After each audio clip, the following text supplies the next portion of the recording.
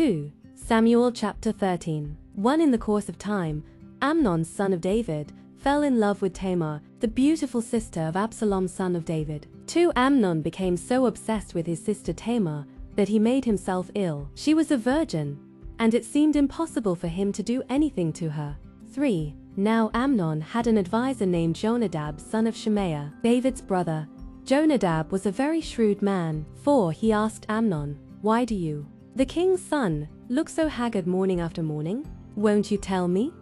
Amnon said to him, "I am in love with Tamar, my brother Absalom's sister." 5 Go to bed and pretend to be ill. Jonadab said, "When your father comes to see you, say to him, 'I would like my sister Tamar to come and give me something to eat. Let her prepare the food in my sight, so I may watch her and then eat it from her hand.'" 6 So Amnon lay down and pretended to be ill. When the king came to see him, Amnon said to him, "I would like my sister Tamar to come and make some special bread in my sight, so I may eat from her hand." 7 David sent word to Tamar at the palace, "Go to the house of your brother Amnon and prepare some food for him." 8 So Tamar went to the house of her brother Amnon, who was lying down. She took some dough, kneaded it, made the bread in his sight, and baked it. 9 Then she took the pan and served him the bread, but he refused to eat. "Send everyone out of here," Amnon said. So everyone left him. 10 Then Amnon said to Tamar, "Bring the food here into my bedroom, so I may eat from your hand." And Tamar took the bread she had prepared and brought it to her brother Amnon in his bedroom. 11 But when she took it to him to eat, he grabbed her and said, "Come to bed with me, my sister." 12 "No, my brother," she said to him, "don't force me. Such a thing should not be done in Israel. Don't do this wicked thing." 13 "What about me? Where could I get rid of my disgrace? And what about you? You would be like one of the wicked fools in Israel. Please speak to the king. He will not keep me from being married to you." 14 But he refused to listen to her, and since he was stronger than she, he raped her. 15 Then Amnon hated her with intense hatred. In fact, he hated her more than he had loved her. Amnon said to her, "Get up and get out." 16 "No," she said to him. "Sending me away would be a greater wrong than what you have already done to me." But he refused to listen to her. 17 He called his personal servant and said, "Get this woman out of my sight, and bolt the door after her."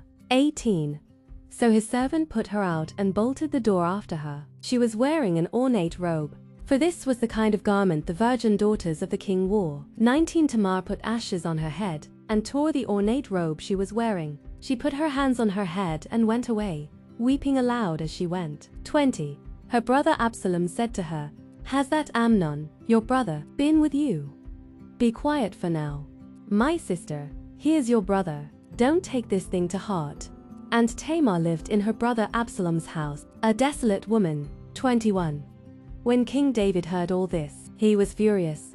22 And Absalom never said a word to Amnon, either good or bad.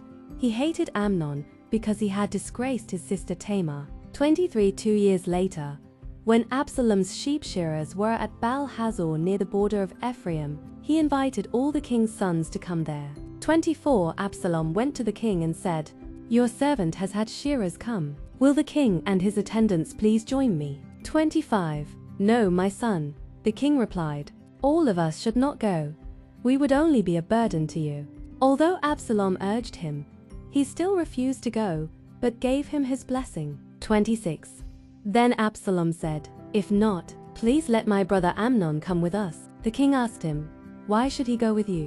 27 But Absalom urged him, so he sent with him Amnon and the rest of the king's sons. 28 Absalom ordered his men, "Listen, when Amnon is in high spirits from drinking wine, and I say to you, 'Strike Amnon down,' then kill him. Don't be afraid. Haven't I given you this order? Be strong and brave." 29 So Absalom's men did to Amnon what Absalom had ordered. Then all the king's sons got up, mounted their mules and fled.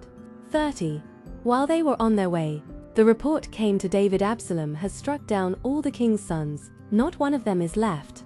31 The king stood up, tore his clothes and lay down on the ground, and all his attendants stood by with their clothes torn. 32.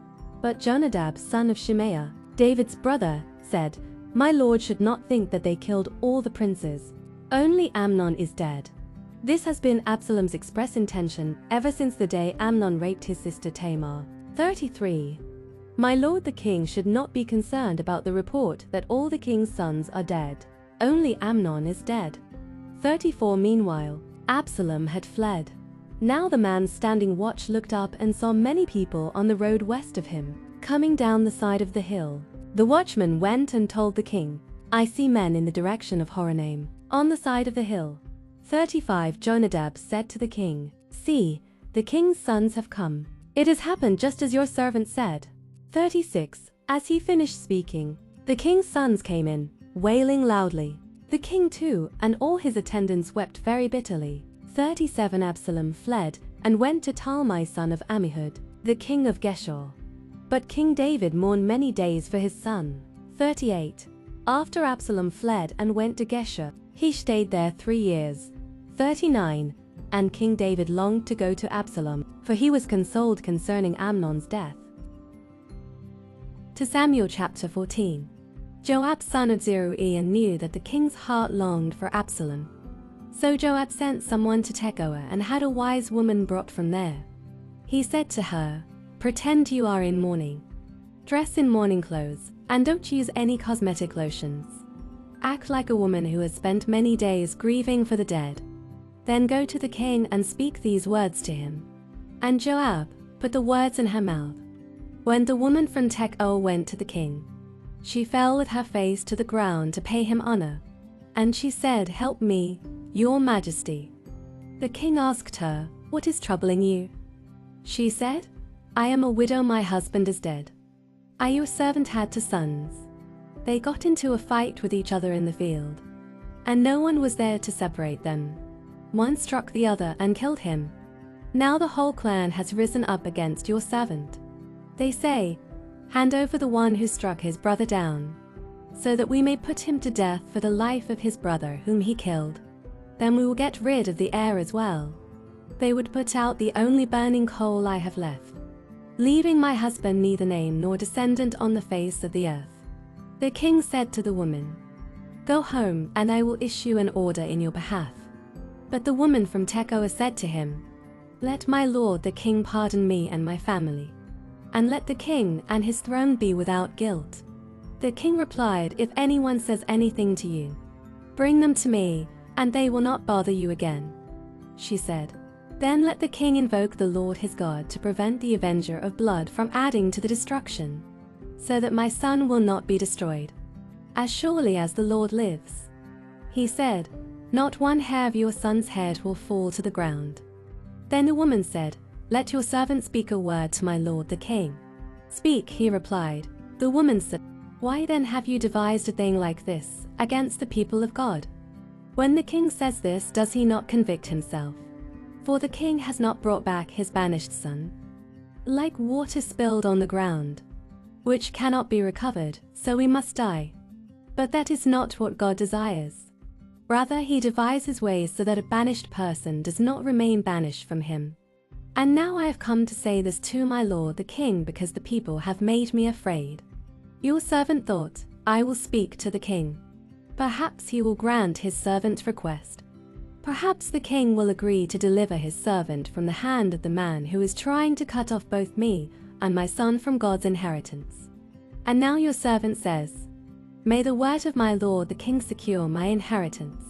For my lord the king is like an angel of God in discerning good and evil. May the Lord your God be with you." Then the king said to the woman, "Don't keep from me the answer to what I am going to ask you. Let my lord the king speak." The woman said, The king asked, "Isn't the hand of Joab with you in all this?" The woman answered, "As surely as you live, my lord the king, no one can turn to the right or to the left from anything my lord the king says.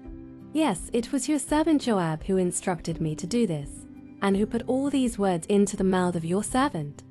Your servant Joab did this to change the present situation. My lord has wisdom like that of an angel of God. He knows everything that happens in the land." 21. The king said to Joab, "Very well, I will do it. Go, Bring back the young man Absalom. 22 Joab fell with his face to the ground to pay him honor, and he blessed the king. Joab said, "Today your servant knows that he has found favor in your eyes, my lord the king, because the king has granted his servant's request." 23 Then Joab went to Geshur and brought Absalom back to Jerusalem. 24 But the king said, "He must go to his own house. He must not see my face." So Absalom went to his own house and did not see the face of the king. 25 In all Israel there was not a man so highly praised for his handsome appearance as Absalom. From the top of his head to the sole of his foot, there was no blemish in him. 26 Whenever he cut the hair of his head, he used to cut his hair once a year, because it became too heavy for him. He would weigh it, and its weight was 200 shekels by the royal standard. 27 3 sons and a daughter were born to Absalom. His daughter's name was Tamar, and she became a beautiful woman. 28 Absalom lived 2 years in Jerusalem without seeing the king's face. 29 Then Absalom sent for Joab in order to send him to the king, but Joab refused to come to him. So he sent a second time, but he refused to come. 30 Then he said to his servants, "Look, Joab's field is next to mine, and he has barley there. Go and set it on fire." So Absalom's servants set the field on fire.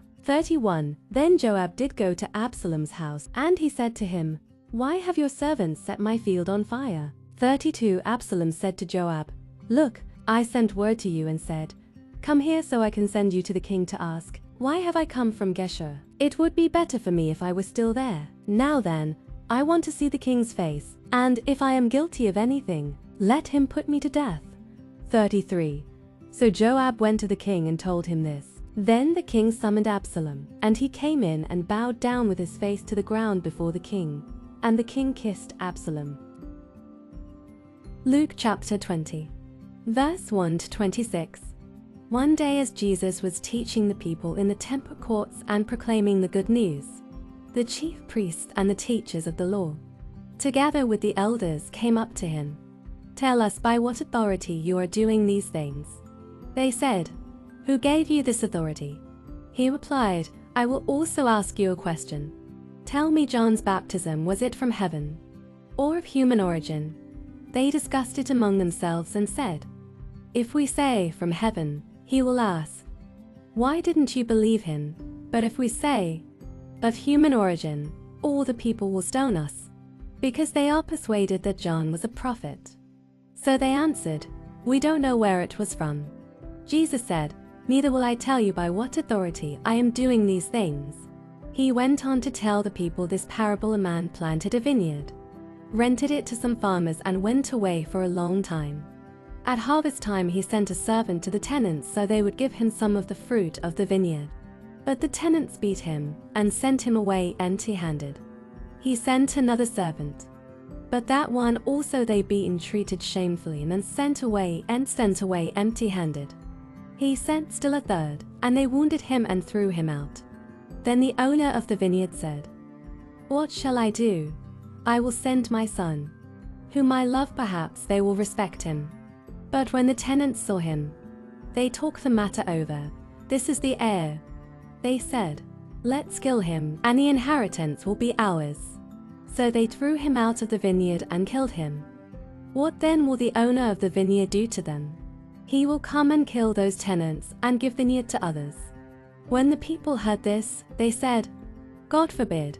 Jesus looked directly at them and asked, "Then what is the meaning of that which is written, 'The stone the builders rejected has become the cornerstone'? Everyone who falls on that stone will be broken to pieces. Anyone on whom it falls will be crushed." The teachers of the law and the chief priests looked for a way to arrest him immediately, because they knew he had spoken this parable against them. But they were afraid of the people, keeping a close watch on him. They sent spies who pretended to be sincere. They hoped to catch Jesus in something he said, so that they might hand him over to the power and authority of the governor. So the spies questioned him, "Teacher, we know that you speak and teach what is right, and that you do not show partiality but teach the way of God in accordance with the truth. Is it right for us to pay taxes to Caesar or not?" He saw through their duplicity and said to them, "Show me a denarius." whose image and inscription are on it?" "Caesar's," they replied. He said to them, "Then give back to Caesar what is Caesar's, and to God what is God's." They were unable to trap him in what he had said there in public, and astonished by his answer, they became silent.